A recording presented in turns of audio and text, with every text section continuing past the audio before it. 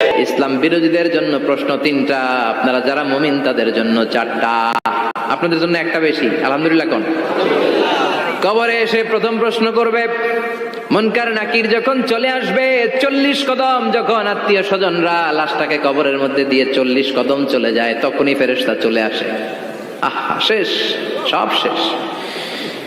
এসেই পরীক্ষা শুরু। মার রব্বুক, তোর রবের নাম কি? চিল্লায় বলেন, আমাদের রবের নাম কি? আমরা বলবো রব্বি আল্লাহ, আল্লাহ আমারে রব। দমে দমে তনু মনে তারি অনুভব। পড়েন, আল্লাহ আমারে রব। তোমার দুনিয়াতে আমি যেদিকে তাকাই, অথই নেয়ামতে ডুবে আছি সবাই।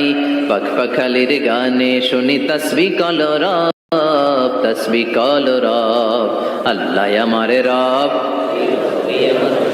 প্রথম প্রশ্ন, তোমার রব কে? আমরা বলবো আমাদের রব আল্লাহ। দ্বিতীয় প্রশ্ন, ওমা দীনু, তোমার ধর্মের নাম কি? আমরা কি বলবো? তৃতীয় প্রশ্ন, বিশ্বনবীর চেহারা দেখিয়ে বলা হবে, আতারিফু হাদার রাজুল, এই লোকটারে চিনো নাকি? আমরা বলবো চিনি, আমাদের প্রাণের নবী, ঠিক কি না? চাঁদের চেয়ে সুন্দর তুমি নবী আমার কমলিওয়ালা, দু জাহানের বাদশা তুমি প্যারা নবী সাল্লে আলা, চাঁদের চেয়ে সুন্দর তুমি নবী আমার কমলিওয়ালা, ঠিক কি না? 3টা প্রশ্নের যথাযথ উত্তর যখন দিয়ে দিলেন, আপনার জন্য অতিরিক্ত আরেকটা প্রশ্ন করা হবে, ওয়ামা ইলমুক, তোমার নলেজ কি? 3টা প্রশ্নের উত্তর যে তুমি করতে পারলা, কিভাবে পারলা, কেমনে জানলা? নকল করে বলছো নাকি জেনে বুঝে আসছো? নকল হয় না? এখন তো পরীক্ষা চলতেছে বোধহয়। কি পরীক্ষা? এসএসসি পরীক্ষা। নকল হয়? কৃষ্ণপুরে নকল নাই না? এখন মনে হয় এগুলো একটু কমছে। একটা সময় ছিল অনেক নকল হইতো।